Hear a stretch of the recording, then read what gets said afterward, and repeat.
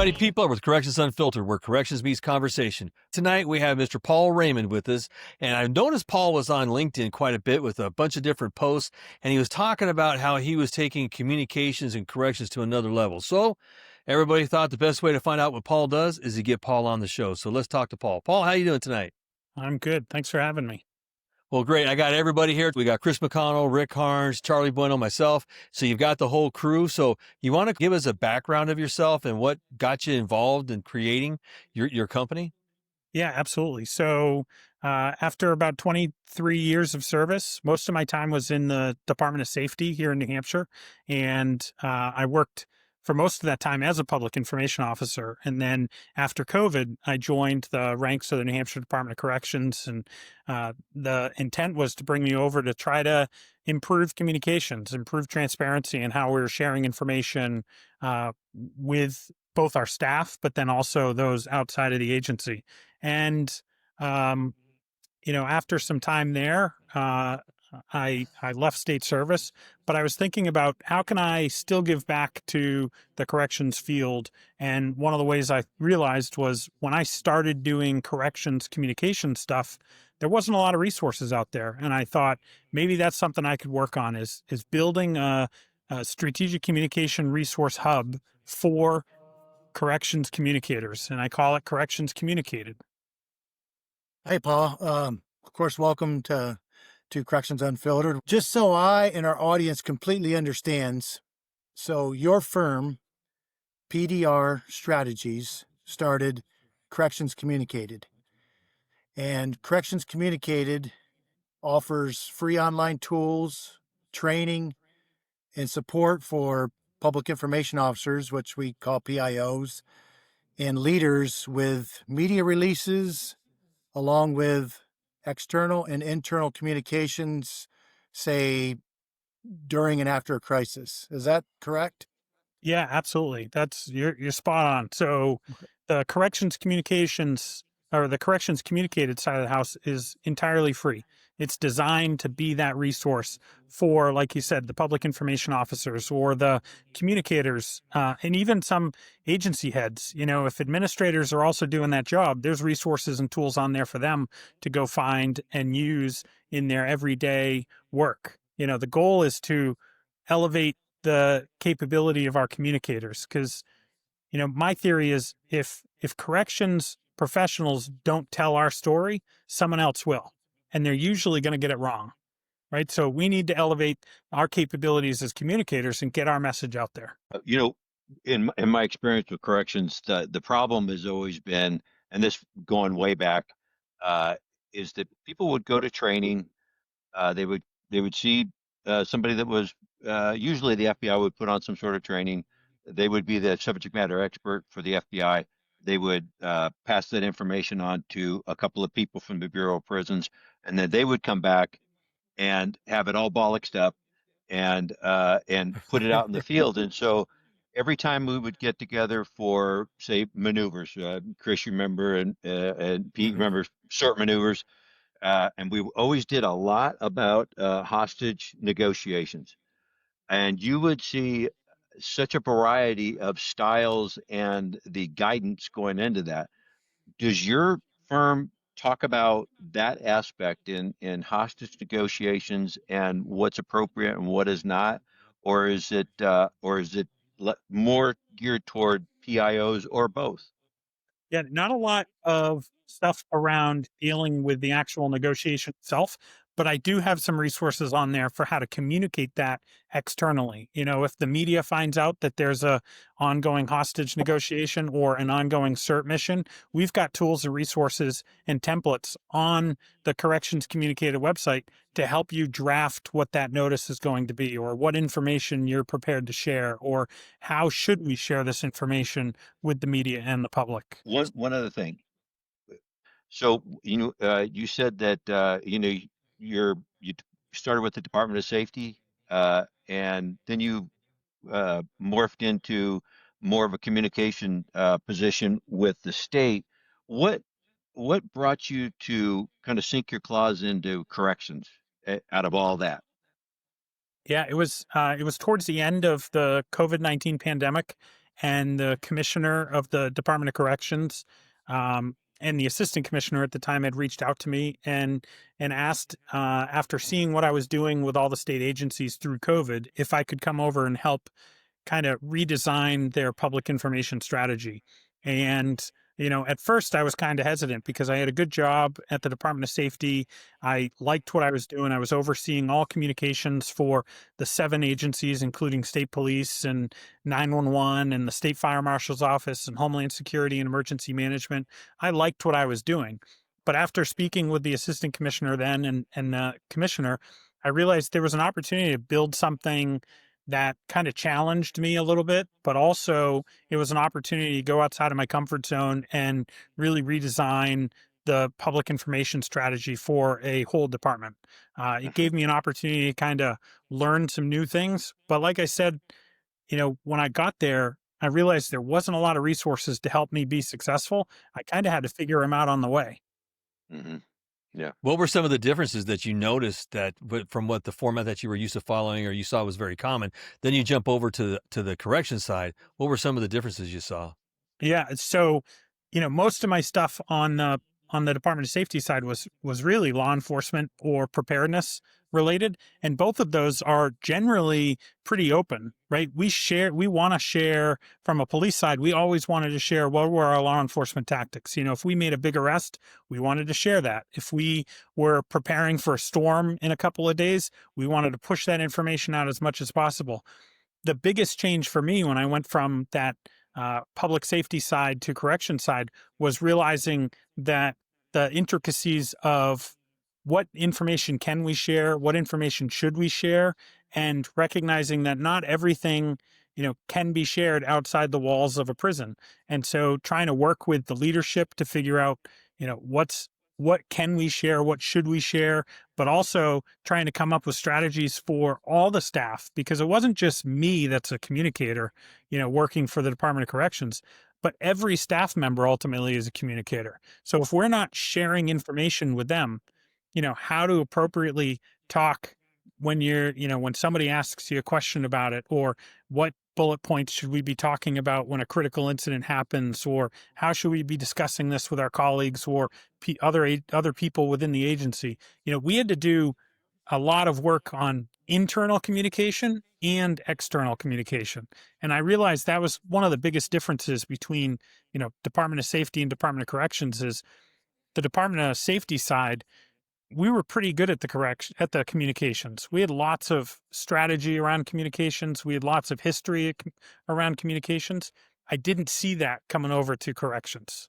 And you guys know, you've all, worked far longer than I have in the correction space, but you probably know better than anybody that, a lot of times everything wasn't shared. We didn't want to share what was happening inside the walls. And most of the time it wasn't necessarily because we didn't want people to know or understand. It was because that's the way we've always done it. When I started asking, well, why can't we share this? I didn't get a lot of good answers. It was really on, well, we've never shared that. Right. Mhm. And so the question comes down, well, can it add value to us as an organization if we do share it? And the more important piece is framing the narrative. How can we talk about it positively or appropriately? Because if we don't say something, someone's going to say something, and it might be a family member who's upset. It might be an employee who's frustrated and just walked off the job. It might be the media, and they just don't understand what happens inside the walls, and they're sharing a story that's just completely not true. I started to really push our leadership to say, we have to share our own message, because if we don't share it, somebody's going to fill that silence with total BS. Mm-hmm. Yeah. That's true. I'm with you, because I feel like most correctional agencies like secrecy, and what happens inside stays inside kind of attitude. And for many years, that might have been okay, but now in the 24-hour news cycle, I feel like it's a disservice. Yep. And when something high profile happens, inaccurate narratives will dominate the headlines. So I feel like when a crisis happens, we need to get on top, or better yet, ahead of it quick. And You're spot on. that's where your company comes in, or to help. Absolutely. And my biggest thing was always trying to say transparency builds trust. You know, if we can talk about what's happening, we're going to build trust with the community. We're going to build trust with the legislature. We're going to build trust with our families. And ultimately, you know, the biggest thing for us is building trust with our staff. I think though, when you get some of these organizations and you look at the Bureau of Prisons, that's all I can speak of. You've got, you've got the warden who delegates to the PIO, and then you've got the regional director, and then the regional director answers to the director, and then the director answers to the attorney general, and nobody wants to be the one to get out front and say anything. And so, as we know, nothing gets said. And then, as you said, Paul, then the narrative is made up for us in the 24-hour news cycle. So we say nothing and the story gets made up, and it gets ahead of them. And then you're mopping up a mess. Fortunately, there's always something else to take the headline away. But barring that, it's the same void of information always going out.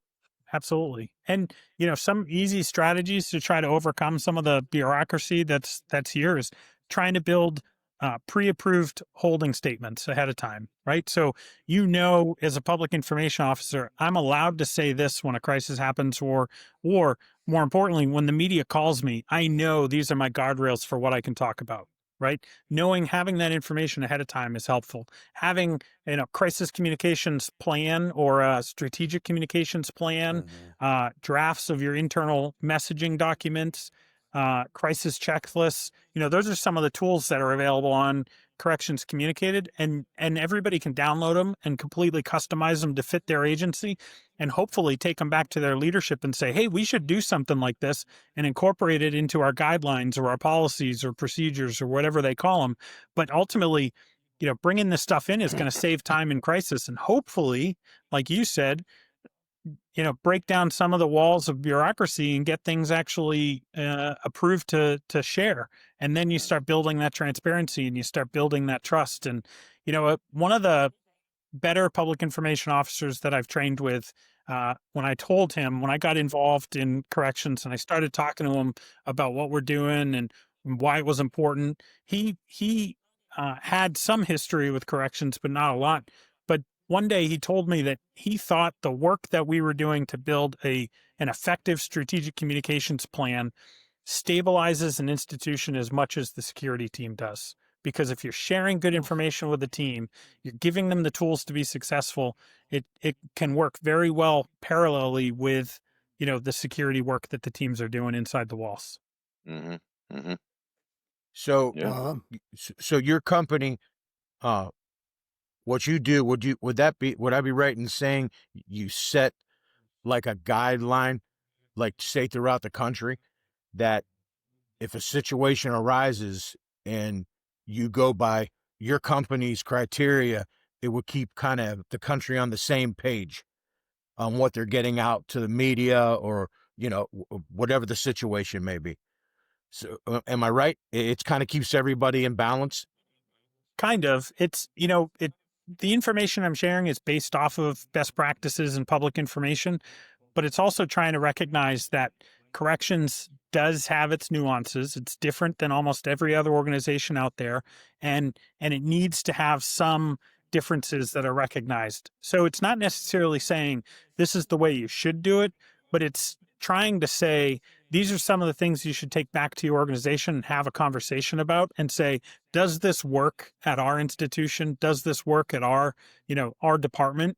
And the most important thing is being prepared, trying to do as much work ahead of time before the crisis happens. Because the worst thing that I've always felt, the worst thing I could do as a public information officer was last minute work. You know, like when a crisis happens, we've got, an officer who's been seriously injured.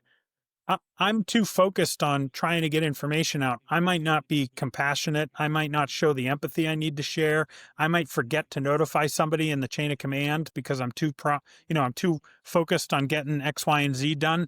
So using tools ahead of time to plan when you're thinking straight, oh, these are the things I need to do when a crisis happens, and then developing that checklist to make sure you do them is going to help you be a better communicator, not just a public information officer, but I was using some of these tools as assistant commissioner, trying to communicate with the team.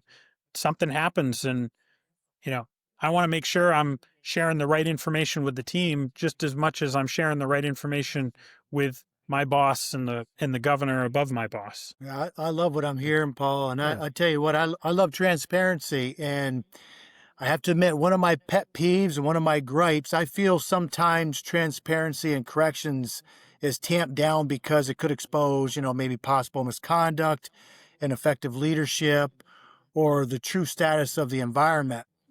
And I get some information can't be released, but template information that tells you absolutely nothing is worse. And for example, we have a disturbance. A disturbance inside a prison is very, very serious. Then a press release comes out and says, on this date and time, the institution experienced some unrest. 2 inmates were escorted to a medical facility for further treatment. At no time was the public in any danger. An investigation continues. That, in my opinion, is a complete and total blow-off. Am I wrong? No, you're spot on. Yeah. There's more information we can share. I think it's also important. Why aren't we highlighting the good work that the officers That's right. did during that situation to either de-escalate or bring it to a quick close? We've completely missed our opportunity to highlight the positive things that our team did in an incident like that. Those are Absolutely. some of the things, you're absolutely right, that I want our corrections communicators to think about. Don't just put the message out there and hope that it goes away and it's only in the news cycle for 30 to 40 minutes and everybody forgets about it. Try and highlight the positive things that happen in your organization. Yeah, you're spot on. Get away from the norm or what we think is the norm and actually share some useful information and highlight the work that we're doing. I think, Paul, you hit it right. Oh, go ahead, Pete. No, go ahead, Rick. I think you hit it the nail on the head. Is that everybody's so afraid to say the wrong thing, they say nothing. Yep. Yeah. And then then they're going to go out there and like Chris said it exactly. That's exactly what you see, and not just from the bureau, but from most correctional organizations. And it's just this. It's a missed opportunity, and I always felt like whenever I worked anywhere, public trust was very valuable. We're in these communities, and they are allowing us to be in these communities, and they're expecting something from us. And when things happen, you miss an opportunity to bond with the community and let them know what's going on without divulging, trade secrets, for lack of a better term. Yeah, absolutely. No, you're spot on. When you think about it, like, police make a big arrest. They're quick to put out a news release and talk about their successes. And I think in the long run, that's helped why police and even fire, right? Fire stops a really big building from burning and they saved 6 people in the house. They put out this big news release. Everybody gives them all sorts of attention. But at the end of the day, they gain credibility with their community and they gain a lot of support from their legislature or the people who are holding the purse strings. For years, corrections never taken advantage of that opportunity. We need to share the positive things we're doing because the next time we go to the community and ask for something, or the next time we go to the legislature and ask for something, we need them to remember all the positive things we do. Because unfortunately, most messaging and communications is negative in nature, right? A fight broke out and somebody got hurt. Somebody went to the hospital. There was a death in this facility. All that stuff's negative, but you, better than anyone else, know all the positive things that are happening every single day inside corrections facilities. And we're not taking advantage of sharing that information. Share that good stuff. That's something we were pretty good at in New Hampshire at the Department of Corrections is, sharing our promotions, sharing when people were getting commendations for the good work they're doing, sharing even when inmates were graduating and doing good things, or we had road crews that were going out and helping the community. We promoted all that stuff as much as we could on social media, through news releases, on our website, all with the intent of, first and foremost, just informing people. This isn't the way it used to be. We're not just throwing people in a cell, locking the door, and hoping they're going to get better over the time of their stay. No, we're providing rehabilitation. And in most cases, they're providing a service. One of my first actions as assistant commissioner at the Department of Corrections was to go to the local children's hospital and provide a donation that was made by inmates. They had raised money for a special fundraiser at the children's hospital. And I don't remember exactly what they did to do it, but they raised something like $10,000 over the course of several months. And they decided as a group to donate this money to the local kids hospital.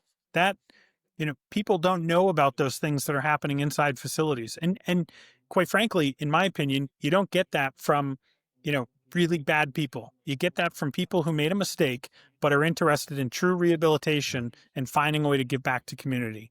And, I'm proud of the work that Corrections does. And this is my way to try to stay involved and to try to continue to share the message and give resources and tools to our communicators to be more successful. Paul, Paul, I got a question. In my younger days, I was a executive assistant to the warden at Butner, North Carolina. And in my former agency, if you had received the proper training, executive assistants also serve as PIOs. So I was a PIO. Now, Butner being a federal medical center, I dealt with family members often checking on their loved ones or the media due to high-profile cases, mainly through electronic correspondence. And it was difficult to stay in the lane of, public information or what information I could release when a loved one simply wanted some assurances that their loved one was okay. Of course, long-term, I'd get release forms and this, that, and the other, but initially it was tough, especially if the inmate, say, was bedridden. Yeah. I had to navigate what I could and could not say. Is this where Corrections Communicated could have assisted me? A little bit. I think, the biggest thing that I would say take away from Corrections Communicated that could potentially help in that situation is having that discussion about what's in our communication strategy. What's in the guardrails? What can we share? What crosses the threshold of needing, you mentioned the releases, needing to get the releases to make sure you're not oversharing or sharing the wrong information. But, my hope is most of these resources will get communicators talking with their leadership teams about how do we do things better, and not just the way we've always done them, but actually make change so that we can be good communicators with families, good communicators with our staff, good communicators with the community we serve. All of those things I think play into being an effective communicator. So I think there would have been tools in there that you could have used to go back and say to your leadership, hey, how do we do this better? You talk about the tools that are available. Entertain me here. What do those look like? Yeah, so a lot of them, there's probably 30 or so different free downloadable tools that I've got on the website right now. Everything from a quick release guide for what do you do in the first 48 hours after an escape? An actual checklist of these are the things you should be considering. First hour from discovery, what are you doing? 6 hours in, what are you doing? 24 hours in, what are you doing? And then you get to the 48-hour mark, what are you doing? I've got tools on there for talking points templates to help you draft talking points. If you've got to go in front of a camera or give an interview with the media, how do you effectively draft your talking points so what your message is and you stay on message? Chris, you just brought up communicating with families. I've got a resource that was released not too long ago. That's a corrections agency family communications plan. And it's for not only our inmates' families, but it also has stuff in there for our staff's families. How are you communicating with our staff's families? Because sometimes we forget they're just as important as our staff members. If they're getting a kiss on the cheek on the way out or a kick in the ass on the way out the door on their way to shift, that's going to make a big change in how their day is, right? I've got sample message scripts. I've got a 10-point public information program self-assessment on there. I've got a media pitching guide for, if you want to pitch ideas to the media on the positive things that are happening every day in corrections facilities, how does it help you do that? I've got all sorts of guides out there and tools that I used real world, but I just basically made them nondescript. I took away, the New Hampshire Department of Corrections and the New Hampshire Department of Safety stuff, and I made them so that anybody could essentially download them and incorporate them into their daily work. Did I see that you put out a post where these forms or your communication, you're also having it connect with the ICS information, the incident command information? Yeah, so I do a couple of blogs. So I do a blog on corrections specific stuff, and I try and post something once a week on there.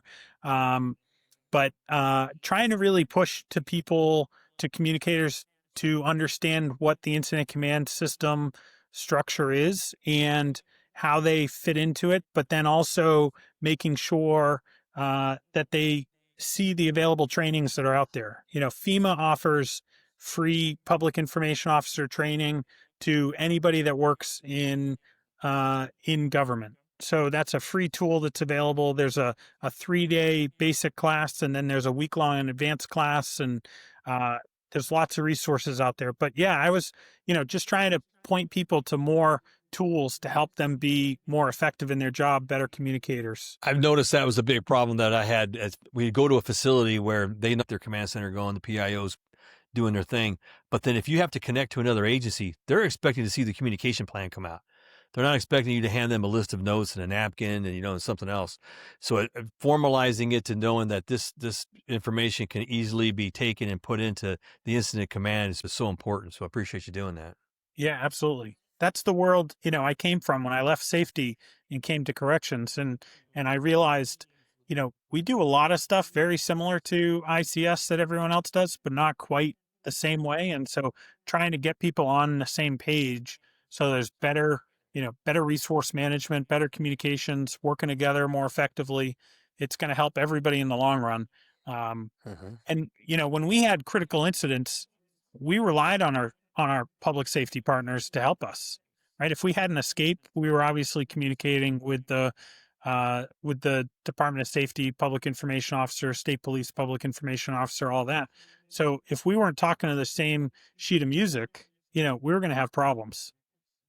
It's like you said, other people will fill that void quick. Absolutely. Yeah. When I was a warden, I did a podcast not too long ago, and I talked about 5 principles. And this really goes in line with one of my principles. I have this saying that I always use, and it's when the time to perform has arrived, the time to prepare has passed. And what we're talking about here is just being prepared before a crisis, which makes absolute common sense. Mm-hmm. And I'll tell you, I used to work for Rick, and Rick was the kind of guy that was on you like, it was terrible. It was terrible what you went through. But one thing is that if the PIO is proactive and meets with the warden and goes through the checklist and says, this is what I have, that's a whole thing that jumps up in an emergency situation you don't have to worry about. Because, when you're managing all this multiple stuff going on and there's some humdingers out there, the last thing you want to think about is, well, what needs to go out to the press? But at the same time, listen to you talk, about how the checklists are there and you work on these things ahead of time, having the comfort of knowing I can look across the room and that person just nods their head and says, I'm going to get out the checklist and I'm going to make sure you're okay. So that communication back and forth has got to be there. Like Chris just said, is you have to do it before it happens, because once it happens, that's all out the window. Are there any mistakes, common mistakes that you've noticed along the way that you're trying to eradicate and get rid of? Yeah, I think the big one is, first of all, not having a plan.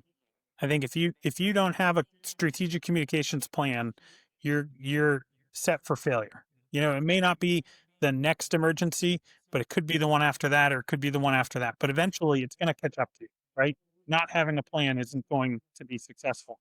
I also think a lot of times the no comment, trying to get by when media reaches out by not saying anything at all, those days are long gone. We can't get away with that anymore. Because like I said, media is going to find a way to fill the void. They're going to talk to that disgruntled family member. They're going to talk to that angry staff member that just walked off the job. They're going to find somebody to fill the void, and it's not going to be accurate information. And so it's really important that you have a plan for even those most difficult things. And sometimes that plan is, a public information officer building a relationship with members of the media. So when that real oddball gets thrown at you, you can say, I need some time. We're going to give you a statement, but I need some time to go work it out. Right. And you're not going to get that unless you've built a relationship with members of the media. So it's, developing a plan, building relationships, and then I think, unfortunately, people underestimate social media too much still.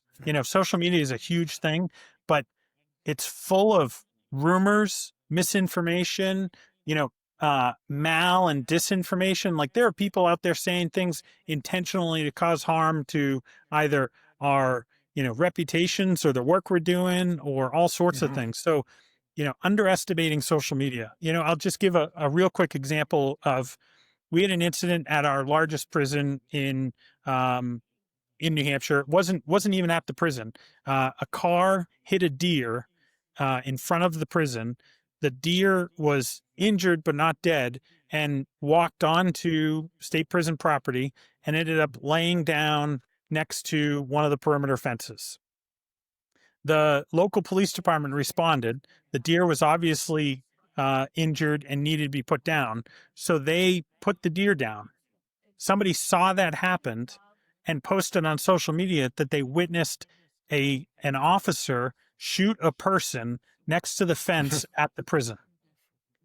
It spread so quickly. People were just sharing it. We had to put, and thankfully we recognized it pretty quickly, but we put a statement out immediately, and we diffused the situation as quickly as we could.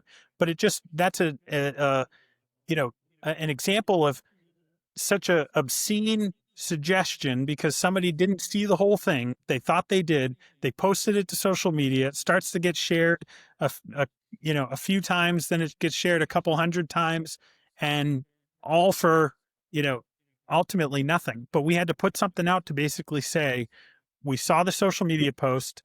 That didn't happen. This is what happened. Nobody was injured in this whole situation. And it did go to rest pretty quickly, but it was starting to get pretty spun up quick. How do you determine the criteria that you use? Let's say in a situation, in a death, what would determine using your company versus some let's say a policy within the prison itself? Or are you talking like a guideline from you? I'm using you as the encyclopedia to kind of guide me through the whole situation. Exactly. Yeah, I don't want to be the person that an agency calls in the middle of a crisis to help them get through it. My goal is Corrections Communicated gives them the resources and tools so they either have it planned ahead of time, or when something happens, they go on the website and they find the resource that fits for what they're trying to do, and they can make it work. I want it to be that go-to strategic communications hub for corrections communicators. And so, if there's a death in the facility, I don't have, I've got holding templates right now, and I've got message statement templates right now. So they could go in there and they could get an idea of, what are best practices for sharing around these types of things? What are things to keep in mind, or what do we want to say when this happens?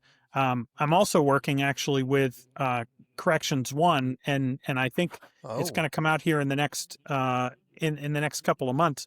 But I'm working on a series with them where one of them will be an inmate death, and it'll be talking about the good way to do it and the bad way to do it, and what are the good ways, and how do we message effectively when there's an inmate death, because there's a lot of speculation and rumors. There's a lot of misinformation. There's also a lot of emotion involved, whether it's staff members that responded and tried to assist the person who died, or it's family, or it's the survivors or victims. There's a lot of emotion involved when an inmate dies. And so all of that needs to be factored in how are we messaging this to be effective? We don't want to come off as cold or come off as just sharing the facts. We need to come off as, some type of human. We're dealing with humans. Everything we do in corrections deals with humans. So our messaging has to have a human take to it as well. Got this framework for like you said, you took these things that you were using in New Hampshire, take your name off of it, and you've got this framework for people to develop their own guide, and then they can, I'm sure it would allow for them to cherry pick, certain things that they're not comfortable with, but it gives them a base to go off of. One question that I had when I was going through uh, Pete's notes and looking at your bio, is it, and it kind of goes back to my experience. Have you found that there's a lot of hesitation or unwillingness to address these things because of budgetary issues? Uh, not so much in like say a purchase package from your company, but just in the realm of they don't want to spend the money to disseminate this information to all the staff or the staff that need to hear it. Yeah, there's definitely a hesitation with paying for consultancy around communications in the corrections field. And I think it's something that eventually will come around, but it took a while before police and fire and EMS and emergency management started paying for consultancy work. I think corrections will be the same thing, but all of the stuff that I'm sharing on Corrections Communicated is entirely free, and there's no catches to any of it. Like, I'm not charging anybody to come look at the free stuff and the blogs, and that whole website is entirely free. The other side is the PDR strategies. If they're reaching out for consultancy services, obviously, there's a cost that comes with that. But on the Corrections Communicated side, it's all free. And one of the reasons I'm doing that is really to give back, but also to try to grease the skid a little bit to say, don't be afraid to look at what other people are doing and try to incorporate it into your facilities. Just the way you've always done it might not be the best way. And there's other tools and resources out there to help you be more successful. Mm-hmm. Mm-hmm. Excellent. No charge for any of these. How do you keep going? Yeah. Well, I'm working hard on the consultancy side. I don't have any corrections clients right now, and that's what I'm trying to build out. But I've got other clients that are helping me, stay afloat with my business and get the PDR strategies going. I do a lot of teaching for public information officers. I'm fortunate that I'm part of the instructor cadre with FEMA, so I go around the country and teach a lot for emergency management and public safety and government communicators, and I'm trying to really push corrections PIOs to get involved in that stuff because it's all free and it's all over the country. So I do a lot of teaching on that side, and I do a bunch of consultancy work with various fire departments, police departments, public safety agencies that I've worked with for many years. So, that's how I'm funding the free stuff is by working hard on the other side. But my goal isn't to get Corrections Communicated to ever be a paid platform. I want it to be that go-to strategic communications hub for corrections PIOs. And I don't want there to be any barriers from PIOs at getting better at their job or trying to, have more effective discussions with their leadership team so that they can make positive change. I always want that website and those tools to be free. I don't want there to be any barriers. That's great. I'll tell you what, I can think of a situation. I would, if I had to guess, I think most institutions probably have one PIO. Some may have multiples, but most probably have one.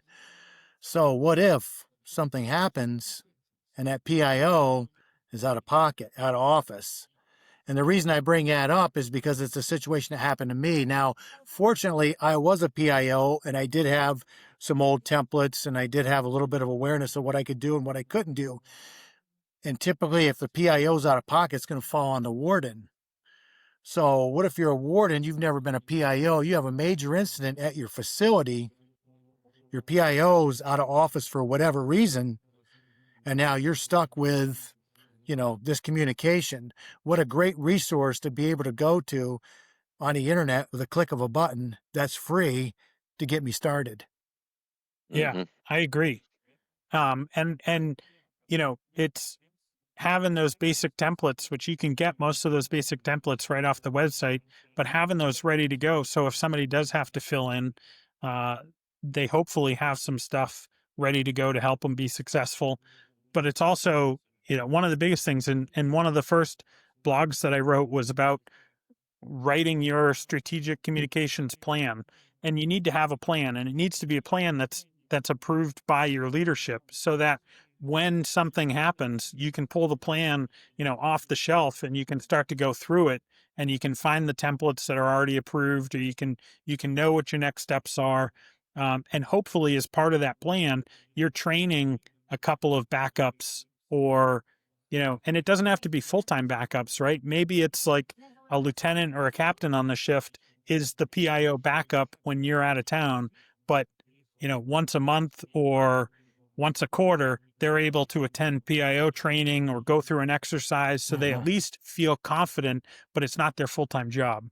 And those are some of the things I discuss in the blogs, is trying to get people prepared and thinking about, what do I need to do if I'm the only person, and I've got to go away, and that's when the crisis happens, or, God forbid I get hit by a bus on my way to work, and that's when the crisis happens, right? Like, those are the things a good communicator is going to plan for, and hopefully have in their strategic communications plan. And like I said, hopefully it's been approved by leadership, so when the crisis happens, everybody's on the same page. Yeah. Also takes a little pressure off you if you know that's back, in the back of your mind, you have a resource like yours that you could just jump in there and get a little bit of guidance. I hope so. I hope it brings a lot of reassurance to people. That's one of the goals. And like I said, this is all stuff that I wish I had when I started out. And, the best way I can give back to the corrections community is to try to provide those resources to the next generation of corrections communicators.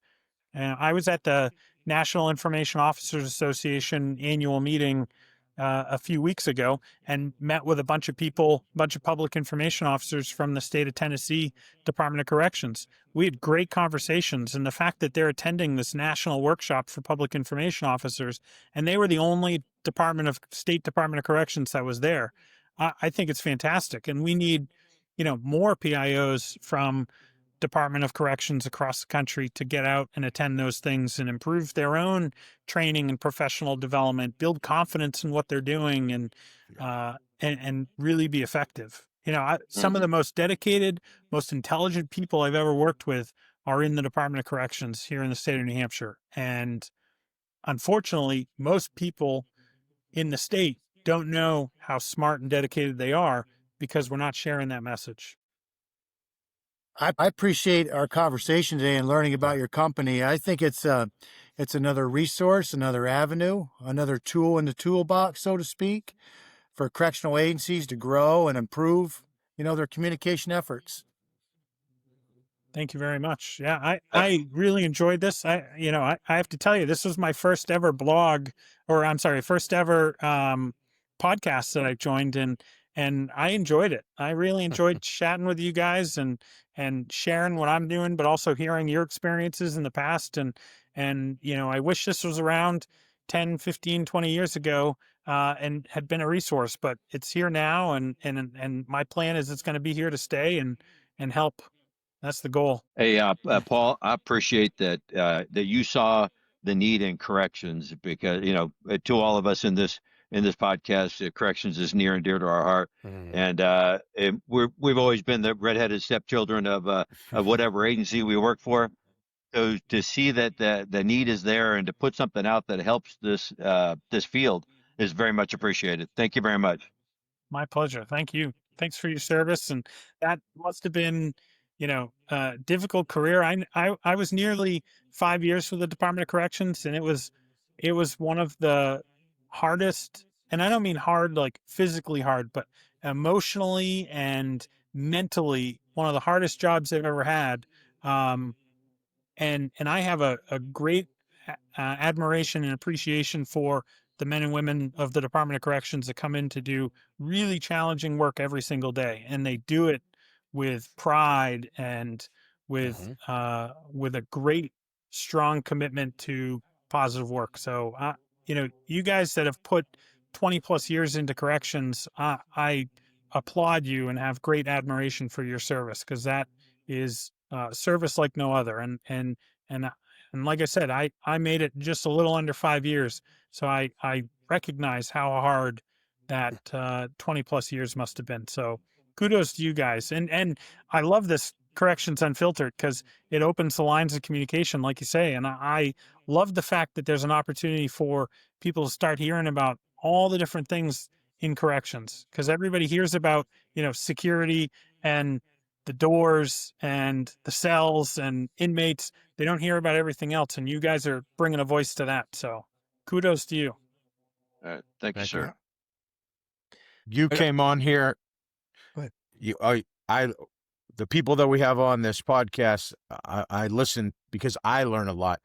But the one thing I hear, and the same thing that you said, was the word help. You're putting this out there to help people coming up in the profession or that are already in it that need help. And all of us have said it. People, and the majority of people on the show have said it. And that's what gets me, is you're worried about helping people. That's your concern. And you don't get that often. So thank you. Yeah. Thank you. My pleasure. Thank you. To all of you. Yep. Absolutely. It's a very selfless act, what you're doing by taking your time and creating this resource. And it's going to be outstanding. And we hope that we can get the message out. And we also know some people in different places, because they moved on from, where we met them in their careers. And maybe this can get out and get those connections going for you. And I just know I look forward to seeing where this goes. You always have a seat at this table, sir. So anytime you have any new information you want to get out, doesn't matter if it's 5 minutes or 55 minutes, we'll get it out with you. And we appreciate the fact that you came on here and shared this with us. You're an amazing individual. I'm so glad we ran into you. If there's anybody have anything else? No, No, we great. thank you for the time. It's been fun. It was a good, Yeah. good Yes. podcast. Great Yeah. conversation. Thank you. Thank you.